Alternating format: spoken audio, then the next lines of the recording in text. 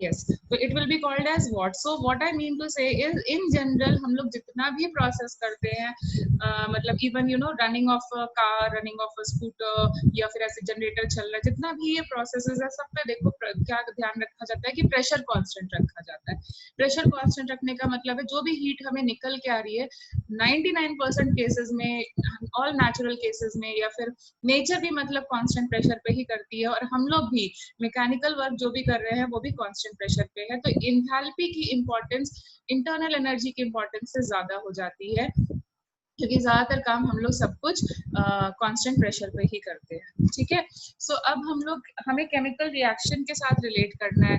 तो chemical reaction में हमें पी डेल्टा वी मतलब निकालने में थोड़ा टीडियस टास्क है, क्योंकि हमें यहाँ पे लगाना पड़ेगा मैनोमीटर, तब जाकर के हम प्रेशर मेजर कर पाएंगे, फिर इसका वॉल्यूम मेजर करना पड़ेगा। ये बड़ा मतलब मेहनत वाला काम है। केमिस्ट्री वालों को क्या इजी कैलकुलेशन लगती है, मोल्स कैलकुलेट करना, वो इजी लगता है ना, क्योंकि हम लोग फर्स्ट चैप्टर से ही मोल्स पढ़ते जा रहे हैं। बोलो इजी लगता है कि नहीं लगता है मोल्स कैलकुलेट करना इजी लगता है।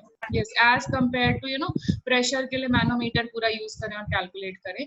तो उन्होंने क्या किया, और हमें मतलब स्टोइकोमेट्री भी करनी आती है, तो हमारे लिए डेल्टा एनजी निकालना इजी हो जाता है। तो जब भी हमें एंथैल्पी निकालनी होती है तो हम कैसे यूज करते हैं, heat supplied at constant pressure is equal to heat supplied at constant volume plus P delta V को सब्स्टिट्यूट कर दिया जाता है डेल्टा एनजी आरटी से। ये तुम गैस लॉज में मतलब जिनके स्कूल में हो चुका है स्टेट्स ऑफ मैटर, उन्होंने किया होगा, गैस लॉज में एक फॉर्मूला किया होगा, PV is equal to NRT. अगर वॉल्यूम चेंज होगी तो एवोगाड्रोस लॉ तुम्हें पता ही है, मोल्स ऑफ गैस चेंज होंगे, तो पी डेल्टा वी को मैंने रिप्लेस कर दिया delta N G R T से। पी कांस्टेंट रखा है, क्यों कांस्टेंट रखा है, क्योंकि हम लोग एंथैल्पी की बात कर रहे हैं। ओके, और डेल्टा एन जी क्यों लिखा है मैंने, क्योंकि देखो ये गैस लॉ की बात हो रही है, वॉल्यूम चेंजेस किसके इफेक्टिव होंगे, गैसेस के इफेक्टिव होंगे। तो तुम कहीं कंफ्यूज ना कर जाओ कि नॉर्मल मतलब चीज है, मतलब सॉलिड का भी इंक्लूड ना कर दो, मोल्स या लिक्विड के भी ना इंक्लूड कर दो, इसलिए मैंने नोटेशन को चेंज कर करके जी डाला है, ताकि it clicks into your mind that you have to just take the moles of the gas, not of liquid और ऑफ सॉलिड। क्योंकि वॉल्यूम में चेंजेस कौन ज्यादा क्रिएट करेगा, ऑब्वियसली गैस क्रिएट करेगा। इतना तो तुमने 9th-10th में पढ़ा ही है ना, गैस का मतलब इनफाइनाइट वॉल्यूम, मतलब 2 ड्रॉप भी पूरे रूम के बराबर वॉल्यूम ऑक्यूपाइड कर देते हैं। तो डेल्टा एनजी मतलब change in gaseous volume, that is product minus reactant. Okay, तो अब तुम्हें जब भी फॉर्मूला यूज करने को आएगा एंथैल्पी कैलकुलेट करने का, या तो तुम ये यूज करोगे, okay this is direct this way, या फिर कहीं पर होगा कि वो नहीं दिया होगा, प्रेशर और वॉल्यूम नहीं दिया होगा, तब तुम्हें ये फॉर्मूला यूज करना होगा। प्रेशर और वॉल्यूम नहीं दिया है, केमिकल रिएक्शन गिवन है, तो उसके मोल्स निकाल करके तुम यहाँ पर यूज कर सकते हो। ठीक है, अब खुद सोच के बताओ, एडवर्टाइजमेंट दिमाग में लाओ, जो मैंने तुम्हें एडवर्टाइजमेंट बोली थी, तो बहुत सुनी होगी तुमने, पेट्रोल पंप पे बहुत लगी रहती है। तो टेल मी, हीट सप्लाइड कब ज्यादा होती है, एट कांस्टेंट प्रेशर या फिर कांस्टेंट वॉल्यूम? कब हमारा पानी जल्दी गर्म होगा, जब हम कवर के साथ करें या विदाउट कवर करें? Constant volume. यस, कम हो जाता है कांस्टेंट। अगर हम कवर के साथ करते हैं जल्दी गर्म होता है, जल्दी गर्म होने का मतलब है heat supplied will be less. Okay, तो यहाँ देखते हैं डेल्टा एच कब बड़ा हो सकता है, कब छोटा हो सकता है। मतलब heat supplied at constant pressure can be greater, it can be lesser और it can be equal. CP मतलब जो भी heat supplied at constant pressure और वॉल्यूम कुछ भी रिलेशनशिप शो कर सकते हैं, ग्रेटर, स्मॉलर एंड इक्वल। कब ग्रेटर होंगे, कब स्मॉलर होंगे और कब इक्वल होंगे, उसी का नोटेशन मैंने तुम्हें यहाँ समझाने की कोशिश करी है। फॉर एग्जाम्पल ये देखो, ये मेरी रिएक्शन है। अब मुझे डेल्टा एनजी की वैल्यू बताओ क्या आएगी। डेल्टा एनजी मतलब अगर सपोजिंग इसके मैंने 2 मोल्स लिए हैं, ये हमारा 1 मोल है, ये मेरा 3 मोल्स है। सो अब बताओ डेल्टा एनजी की वैल्यू, क्योंकि सब कुछ गैसियस में है। So tell me delta NG की वैल्यू क्या हो जाएगी? What will be the value of NG? Yes, can you check it? 1 + 3 - 2। तो ये अब ये वैल्यू पॉजिटिव आई है, ठीक है, it is coming positive. Positive का मतलब जब तुम इस फॉर्मूले में पुट करोगे, देखो इस delta H is equal to, ये फॉर्मूला था, delta H is equal to delta U plus delta N G R T, इसमें पुट करो तो बताओ डेल्टा एच की वैल्यू ग्रेटर आएगी या स्मॉलर आएगी? चेक करो, Greater. ग्रेटर आ रही है ना।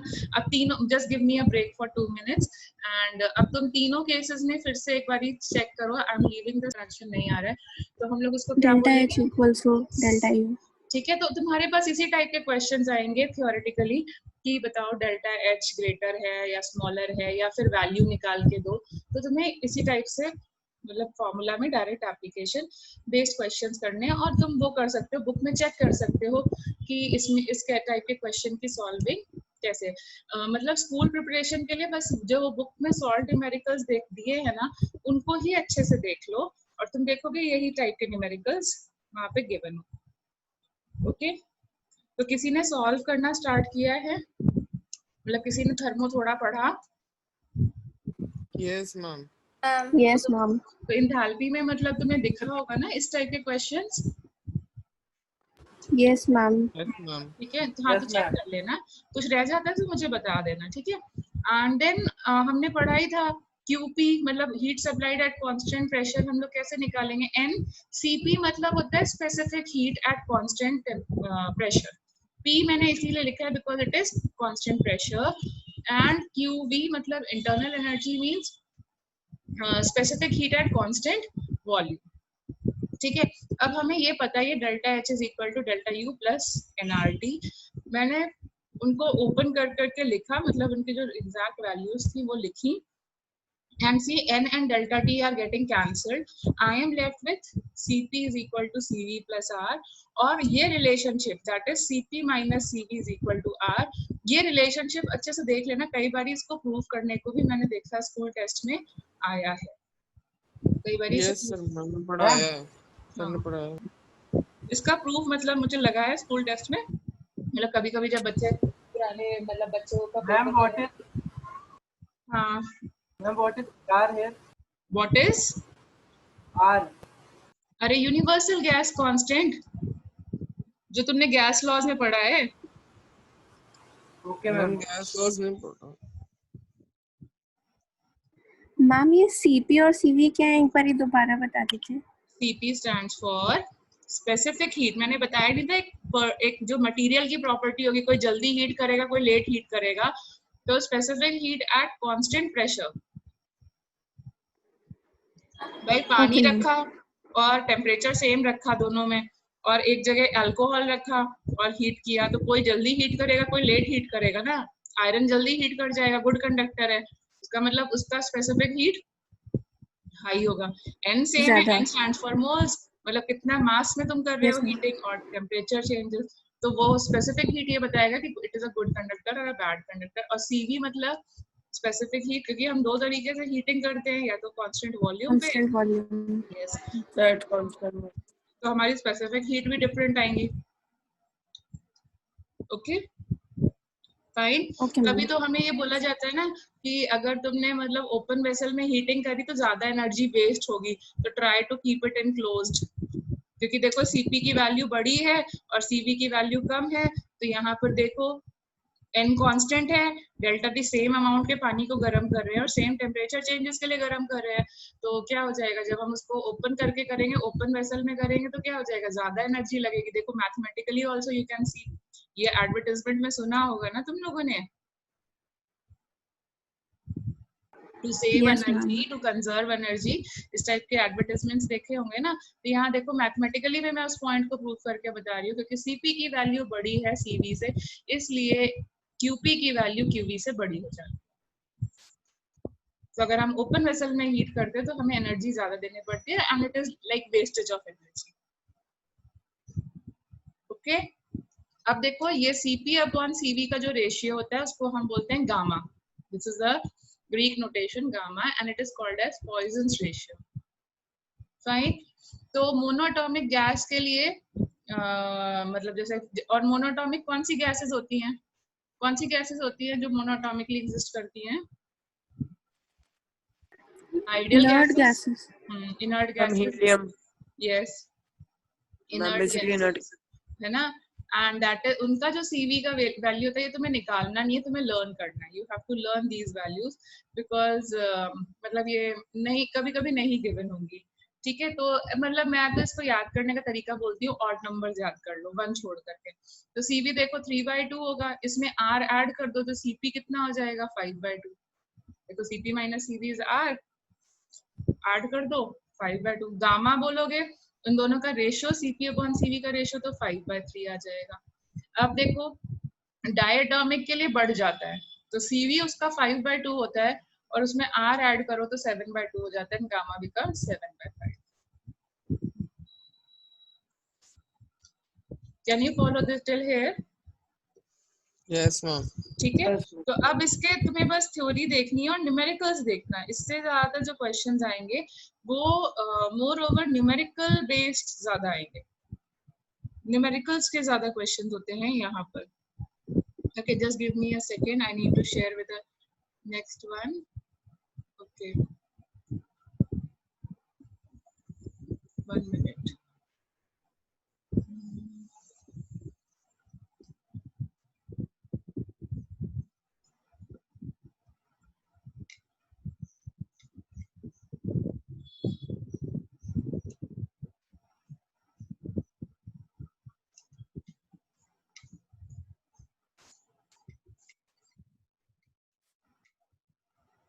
अच्छा, अभी मुझे बताओ, is it visible? Yes ma'am. Yes, ma'am. अब हम थर्मोडायनामिक्स फिनिश हो गया है, थर्मोकेम के ऊपर मूव करते हैं। तो थर्मोकेम को मूव करने के लिए रुको, पहले यहाँ डाउट्स थे। हाँ, तो थर्मोकेम में मूव करने के लिए देखो हमें 2 लॉज फॉलो करने हैं। एक होता है लैपलेस एंड लैवोशियर लॉ। वो ये बोलता है कि अगर तुम एक तरफ जा रहे हो, मतलब ए से बी जा रहे हो और तुम्हारा रिएक्शन एंडोथर्मिक रहा, मतलब तुम्हें 5 जूल एनर्जी देनी पड़ी, मतलब एंडोथर्मिक रिएक्शन रहा, तो अगर सी से ए प्लस बी जाओगे तो तुम्हें क्या होगा, जब उल्टा लिखोगे किसी रिएक्शन को तो एनर्जी का मैग्नीट्यूड सेम रहता है, सिंबल क्या हो जाते हैं, उल्टे हो जाते हैं। मतलब एक जगह तुम्हें देनी पड़ रही है तो उल्टा करोगे तो रिलीज हो। If one process is exothermic and if you reverse it, it will become endothermic. Can you get simple चीज है? yes, किसी रिएक्शन को उल्टा करके लिखोगे तो सिंबल ऑपोजिट हो जाएगा। ठीक है, next thing is Hess law. Hess law क्या करता है कि कोई काम तुम रुक रुक के करो, मतलब स्टेप्स में करो या डायरेक्टली करो, भाई एनर्जी तो उतनी ही लगेगी। फाइन, जैसे मुझे कुछ बनाना था तो मैंने क्या किया, पहले ए से बी में कन्वर्ट किया, फिर बी से सी में कन्वर्ट किया। और एक थोड़ा स्मार्ट था, मतलब जैसे तुम एग्जाम में ही क्वेश्चन करते हो तो क्या हुआ, तुमने क्वेश्चन किया, पहले तुमने एक क्वेश्चन को एक स्टेप में सॉल्व किया, फिर उसके बाद में दूसरे स्टेप में सॉल्व किया। मार्क्स तो तुम्हें भी यहाँ पर भी +4 मिलने वाले हैं। और किसी को शॉर्ट ट्रिक टेक्निक पता थी, उसने डायरेक्टली सॉल्व कर दिया।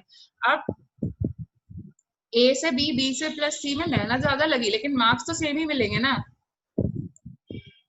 ओके, तो क्या हो गया, वही चीज है, delta H3 is equal to delta H1 plus H2। मतलब रुक रुक के काम करो चाहे इंस्टेंटली काम करो, एनर्जी विल रिमेन सेम। ये हमने डायरेक्टली किया और यहाँ पर हमने स्टेप्स में किया, तो एनर्जी का इन्वॉल्वमेंट सेम ही रहेगा। Right, enthalpy, energy. अब what is an enthalpy of a reaction, मतलब क्योंकि केमिस्ट्री पढ़ रहे हो तो अब हम लोग पढ़ने वाले थर्मोकेमिस्ट्री। थर्मोकेमिस्ट्री का मतलब होता है कि जो हमने थर्मोडायनामिक्स के लॉज पढ़े हैं, मतलब हीट एक्सचेंज के लॉज पढ़े हैं, उन्हें हम केमिस्ट्री में कैसे इन्वॉल्व करेंगे। तो हमारी केमिस्ट्री तो हमेशा इन्वॉल्व होती है रिएक्शन से, तो हम पहले निकालेंगे हीट, मतलब एंथैल्पी हीट का ही नाम है। और अब तुम मुझे बताओ, why I am using the term enthalpy of reaction, why I am not using the term internal energy of the reaction, क्योंकि हीट तो दोनों तरीके से कांस्टेंट प्रेशर होगा। यस। और ज्यादातर काम हम किस में करते हैं, प्रेशर पे या वॉल्यूम पे? प्रेशर पे, कांस्टेंट प्रेशर। इसीलिए हम लोग लिखते हैं, तो पूरी बुक में देखोगे तो तुम्हें एंथैल्पी ऑफ रिएक्शन दिखेगा, इंटरनल एनर्जी ऑफ रिएक्शन नहीं लिखेगा। जबकि हम हीट 2 तरीके से प्रोवाइड करते हैं, लेकिन ज्यादातर हीट जो प्रोवाइड होती है वो प्रोवाइड होती है एट कांस्टेंट प्रेशर। मैम अभी आपने कुछ 1 मिनट में जो भी बोला वो बोल दीजिए मैम, फिर नहीं रिपीट बोला कर दीजिए। बेटा, नहीं बोला, 1 मिनट में कुछ नहीं बोला। Okay ma'am. ठीक है, मैं कुछ और करने लग गई थी, 1 मिनट में कुछ भी नहीं बोला। ठीक है, so check out enthalpy of reaction का मतलब क्या हो जाएगा, चेंज निकालना है। मैंने तुम्हें पहले भी समझाया था ना, हम एग्जैक्ट वैल्यू नहीं निकाल सकते एंथैल्पी की। एंट्रोपी मतलब किसी भी चीज, इंटरनल एनर्जी, एंथैल्पी, किसी भी चीज की हम एग्जैक्ट वैल्यू नहीं निकाल सकते, कराया था ना। Yes ma'am. तो हम change in Yes, ma'am. Enthalpy निकालेंगे। तो चेंज का मतलब क्या होगा, total enthalpy of product minus total enthalpy of reactant. Change का मतलब यही होगा ना, final minus initial, isn't it? यही होता है ना चेंज का मतलब, फिजिक्स में तो तुम कर ही रहे होगे। Yes, ma'am. तो केमिस्ट्री में what is the final state? Chemistry में फाइनल स्टेट क्या होगी, प्रोडक्ट, एंड इनिशियल स्टेट क्या होगी, रिएक्टेंट। तो हमने ये किया। अब एंडोथर्मिक प्रोसेस क्या होता है, एंडोथर्मिक में क्या होता है, हम रिएक्टेंट लेते हैं, उसको प्रोडक्ट में कन्वर्ट करते हैं। अब इनमें से देख के बताओ किसकी एनर्जी ज्यादा है, प्रोडक्ट की एनर्जी ज्यादा है या रिएक्टेंट की एनर्जी ज्यादा है? Product. प्रोडक्ट की एनर्जी ज्यादा होगी ना ऑब्वियसली, तभी तो रिएक्टेंट की एनर्जी कम है। मतलब ऐसा समझ लो, रिएक्टेंट यहाँ पर है, प्रोडक्ट यहाँ पर है, इसको यहाँ से यहाँ पहुंचाने के लिए सपोर्ट देना पड़ेगा कि नहीं देना पड़ेगा? ठीक है, हम क्या कर रहे हैं, मतलब what am I doing, I'm just giving you a support, क्योंकि मतलब बुक से जो एनसीईआरटी है उसमें इतने हिडन चीजें लिखी हुई हैं कि तुम्हें इतना समझ में आता है, और मैं तुम्हें इतना सपोर्ट दे देती हूँ ताकि तुम यहाँ पहुंच जाओ कॉम्पिटिटिव लेवल पे। यही तो कर रहे हैं ना, हम कुछ एक्स्ट्रा तो नहीं बताते एनसीईआरटी के, बोलो। Yes, ma'am. ये just acting as a Yes, support ma'am. System. So हम तो ये बताओ, ये रिएक्टेंट है, ये प्रोडक्ट है। प्रोडक्ट ज्यादा एनर्जी पे बनता है, तो जो डिफरेंस इन एनर्जी है वो हम प्रोवाइड करते हैं। Then the process become which type of process, endothermic. So यहाँ देखो, प्रोडक्ट की एनर्जी ज्यादा है और रिएक्टेंट की एनर्जी कम है, तो what is the enthalpy of the reaction? Positive. And if you remember periodic Positive. Table में इलेक्ट्रॉन एंथैल्पी पढ़ाते टाइम मैंने तुम्हें बताया था कि एंडोथर्मिक जहां एफर्ट लगता है, यहाँ देखो तुम्हारा एफर्ट लगा ना, मुझे यहाँ से यहाँ पहुंचाने में तुम्हें एफर्ट लगा कि नहीं लगा? ठीक है, जहां Yes, एफर्ट ma'am. लगता है इलेक्ट्रॉन डालने में, तो हम बोलते थे एंडोथर्मिक प्रोसेस होता है। ओके, यहाँ क्या था, पेपर बहुत इजी आया, मतलब तुमसे बोला 5th स्टैंडर्ड का पेपर सॉल्व करो, तो तुम्हारे को कुछ एफर्ट लगेगा? बिल्कुल भी नहीं लगेगा। सो ये क्या हो जाएगा, रिएक्टेंट से प्रोडक्ट जा रहे हो। एक्सोथर्मिक का मतलब क्या है, रिएक्टेंट की एनर्जी ज्यादा थी और प्रोडक्ट की एनर्जी कम है, तो जो एक्स्ट्रा एनर्जी थी वो तो डिस्ट्रॉय हो नहीं सकती, it will come out in the form of heat और एनर्जी। ठीक है, तो यहाँ पर जब HP माइनस HR करोगे, मतलब प्रोडक्ट माइनस रिएक्टेंट करोगे, फाइनल माइनस इनिशियल करोगे, तो वैल्यू बताओ कैसी आएगी, पॉजिटिव या नेगेटिव? Negative. Negative. नेगेटिव मतलब जहां पर हमें एनर्जी रिलीज हो रही होती है वो एक्सोथर्मिक प्रोसेस होता है, and it is giving me negative enthalpy. तो अगर सिंबल से भी कई बार हम लोग रिएक्शन को समझ जाते हैं, it is going to be endothermic और एक्सोथर्मिक। पॉजिटिव मतलब हमें हीट देनी पड़ रही है और नेगेटिव मतलब हीट इवॉल्व हो रही है। ओके, अब देखो टाइप्स ऑफ एंथैल्पीज। तो मतलब क्योंकि बहुत तरीके की रिएक्शंस होती हैं, कंबशन होती है, सॉल्यूशन बनाने की रिएक्शन होती है, न्यूट्रलाइजेशन रिएक्शन होती है, तो मल्टीपल तरीके की रिएक्शन होती है, तो हर रिएक्शन की एक डेफिनेट एंथैल्पी हो जाती है। तो यहाँ पर हम लोग सबसे पहले कर रहे हैं एंथैल्पी ऑफ फॉर्मेशन। हीट कहीं पे भी लिखा हुआ आ जाए तो समझ जाना हीट कैसे टाइम पर है, कांस्टेंट प्रेशर पे है या कांस्टेंट वॉल्यूम पे है? Constant pressure. हाँ, तो जहाँ जहाँ हीट लिखा हुआ बाई चांस मैं लिख दूं तो समझ जाना I am indirectly talking about enthalpy, या फिर indirectly if I talk about enthalpy what do you will you understand, what will you understand? Heat at constant pressure. Okay, at constant pressure. ठीक है, keep that in mind. It is at constant pressure. Okay, so heat of formation of element in the standard state. Fine. अब क्या है, जैसे for example कुछ चीजें होती हैं, जैसे कार्बन को ही ले लो, कार्बन डायमंड के फॉर्म में भी एग्जिस्ट करता है, ग्रेफाइट के फॉर्म में भी एग्जिस्ट करता है, कोल के फॉर्म में भी एग्जिस्ट करता है, तो हमें उसका स्टैंडर्ड स्टेट तो बताना पड़ेगा ना भाई, इसको ये स्टैंडर्ड स्टेट है। जब भी तुम एक्सपेरिमेंट करने जाओगे तो तुम इसी को लेके करना, वरना तो हर बंदे की अलग अलग वैल्यू आएगी, आएगी कि नहीं आएगी? यस मैम आएगी। Yes, ठीक है ma'am. ना? तो इसीलिए हम लोगों ने क्या किया, कि इसका मतलब हमने कुछ एलिमेंट्स का स्टैंडर्डाइज कर दिया। जैसे गैस के लिए हम लोगों ने क्या बोला, क्योंकि कांस्टेंट प्रेशर रखना और एटमॉस्फेयर का प्रेशर कितना होता है 1 एटमॉस्फेयर, तो हमने बोला गैस को हर एक गैस को 1 एटमॉस्फेयर पे ला करके रखो, वो उसकी स्टैंडर्ड स्टेट होगी। लिक्विड के लिए क्या करा, क्योंकि लिक्विड प्योर भी मिल सकता है इम्प्योर भी मिल सकता है, तो हमने बोला कि लिक्विड प्योर लेके आओ और उसको 1 एटमॉस्फेयर पे रखो और एक रूम टेम्परेचर पे रखो, तो वो स्टैंडर्ड। सॉलिड के लिए भी प्रेशर 1 एटमॉस्फेयर और एक टेम्परेचर होगा और वो क्रिस्टल बनना चाहिए। लेकिन क्या होता है, जैसे कार्बन के केस में उसका फुलरीन भी क्रिस्टल होता है, ग्रेफाइट भी क्रिस्टल होता है और डायमंड भी क्रिस्टल होता है, तो हमने स्टैंडर्डाइज कर दिया, हम ग्रेफाइट की ही बात करेंगे। एंड सिमिलरली सल्फर, ये तुम अभी पढ़ोगे, सल्फर भी रोम्बिक मोनोक्लिनिक दोनों फॉर्म्स में एग्जिस्ट करता है, क्रिस्टल बनाता है, तो सल्फर का हम लोग रोम्बिक फॉर्म लेंगे। ओके और इस फॉर्म में इनकी जो एनर्जी है या इंथैल्पी है, क्योंकि एग्जैक्ट तो हम निकाल नहीं सकते, इसलिए हमने इनको बोल दिया इस टाइम पर इनकी एनर्जी 0 है, ये हमारा अजम्पशन है। हाँ बोलो बेटा। मैम हमने जैसे प्रेशर 1 atm ले लिया मैम, वैसे हमने टेम्परेचर रूम टेम्परेचर क्यों नहीं लिया? क्योंकि टेम्परेचर चेंज करने से टेम्परेचर कांस्टेंट रखा हुआ है। हाँ रूम टेम्परेचर 25 डिग्री सेल्सियस ही है। ओके ठीक है, और उसका दूसरा रीजन भी है, देखो delta H is equal to delta U plus delta NG/RT होता है फॉर्मूला। तो यहाँ टेम्परेचर वेरिएबल है, प्रेशर को हमने 1 एटमॉस्फेयर रख दिया है, बट टेम्परेचर कभी कभी, जैसे अगर फॉर एग्जांपल तुमको मैंने बोला वाटर एट 25 डिग्री सेल्सियस और वाटर एट 60 डिग्री सेल्सियस, दोनों की इंथैल्पी में डिफरेंस होगा। यस ठीक है, तो अगर हम स्टैंडर्ड इंथैल्पी की बात करें, मतलब यहाँ पे नॉट लगा आ जाए, तो समझ जाना this is at 25 degree Celsius, standard का मतलब होता है 25 डिग्री सेल्सियस। लेकिन अगर नॉट ना लगा आए तो फिर वो कुछ भी टेम्परेचर हो सकता है जो क्वेश्चन में given. Okay ma'am. Okay, but क्योंकि हम इंथैल्पी की बात कर रहे हैं तो प्रेशर तो अपने को कांस्टेंट रखना ही रखना है ना।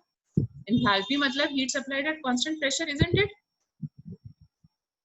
Yes ma'am. तो इसलिए उसको 1 एटमॉस्फेयर रखना ही रखना है। यस मैम, प्रेशर बात समझ में आ गई थी, टेम्परेचर का थोड़ा डाउट था। अभी समझा, क्योंकि एंथैल्पी निकालते टाइम टेम्परेचर वेरिएबल यस है। मैम। ठीक है, तो हम आते हैं एंथैल्पी ऑफ फॉर्मेशन। अब देखो जैसा नाम वैसा काम, कुछ नया चीज नहीं करने वाले हो। फॉर्मेशन मतलब क्या होगा? फॉर्मेशन मतलब क्या होगा? मैम हीट मतलब एब्जॉर्ब हाँ, इन्फॉर्मेशन ऑफ न्यू कंपाउंड। इतना मतलब हमारे को ये स्टैंडर्डाइज करना है कि 1 मोल कंपाउंड बनना चाहिए, ये ध्यान रखो, 1 मोल कंपाउंड बनना चाहिए और फ्रॉम एलिमेंट से बनना चाहिए, कंपाउंड से नहीं बनना चाहिए, और इन स्टैंडर्ड स्टेट पे बनना चाहिए। ठीक है, तो जैसे फॉर एग्जांपल वाटर कौन से एलिमेंट से बनेगा? Hydrogen and oxygen. तो और हाइड्रोजन एंड ऑक्सीजन का स्टैंडर्ड स्टेट क्या है? कि वो H2 के फॉर्म में एग्जिस्ट करे। 1 एटमॉस्फेयर पे हाइड्रोजन का स्टैंडर्ड स्टेट क्या होगा? यस, H2 के फॉर्म में स्टेट एग्जिस्ट करे और गैसियस होंगे। ठीक है, तो ये ध्यान रखना है कि वो स्टैंडर्ड होने चाहिए। बट यहाँ पर देखो ये हीट ऑफ फॉर्मेशन नहीं है। क्यों नहीं है? क्योंकि कितना वाटर बन रहा है यहाँ पे? कितना वाटर बन रहा है? 2 मोल्स। ठीक है, हमने क्या बोला था? 1 मोल। तो अगर हमें क्वेश्चन में दिया है, ये देखो जो R लिखा है ना, it stands for enthalpy of reaction. So if it is given in the question that enthalpy of reaction is A, tell me what will be the enthalpy of formation of water. मतलब A का मतलब है यहाँ पे कुछ number लिखा होगा, suppose मैंने लिख दिया 100।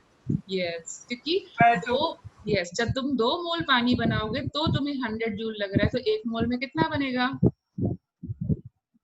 ओके, तो फॉर्मेशन मतलब, हाँ फॉर्मेशन मतलब कितना मोल बनाना है प्रोडक्ट? 1 मोल। 1 मोल। ओके, अब ये बताओ, ये फॉर्मेशन डायरेक्टली बोल रही है कि नहीं बोल रही है? ये वाली रिएक्शन जो है ये डायरेक्टली फॉर्मेशन की रिएक्शन है या नहीं है? बी वाली जो रिएक्शन है, यस मैम है। क्यों है? क्योंकि 1 मोल बन रहा है। ओके, यहाँ पर अगर इंथैल्पी ऑफ रिएक्शन मैंने x दी है तो फॉर्मेशन क्या होगी? x ही होगी। x ही होगी। ठीक है, अब जैसे ये वाला रिएक्शन देखा, हमेशा एलिमेंटल ही रखना। ओके, तो यहाँ पर सपोजिंग मैंने बोला इंथैल्पी ऑफ रिएक्शन y है, tell me what is the enthalpy of formation of ammonia. तो अगर क्वेश्चन में ऐसे बोला जाता है what is the formation of ammonia, सबसे पहले देखो क्या अमोनिया अपने एलिमेंटल फॉर्म से बन रहा है, क्या अमोनिया अपने एलिमेंटल फॉर्म से बन रहा है? What is the elemental form? Nitrogen and hydrogen. और वो किस फॉर्म में एग्जिस्ट करते हैं? Diatomic and gaseous. तो हमने वही लिया है, तो ये एनर्जी हो गई Y। So tell me what is the formation of ammonia. Formation की एनर्जी कितनी होगी? y/2। हाँ, तो देखो क्वेश्चन कैसे आएंगे, यहाँ पे कोई ना कोई नंबर दिया होगा तुम्हें और बोलेंगे बताओ उसका फॉर्मेशन क्या है। तो यही तुम्हें समझने वाली बात है कि 2 करना है या 3 करना है।